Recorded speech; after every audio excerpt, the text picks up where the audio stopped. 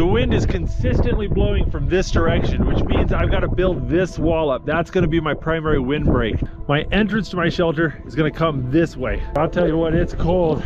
My fingers are a little bit numb. Whoa! Look at this. It's nice and warm. I'm completely out of the wind. Look at that cloud coming around the mountain. It's coming so quick.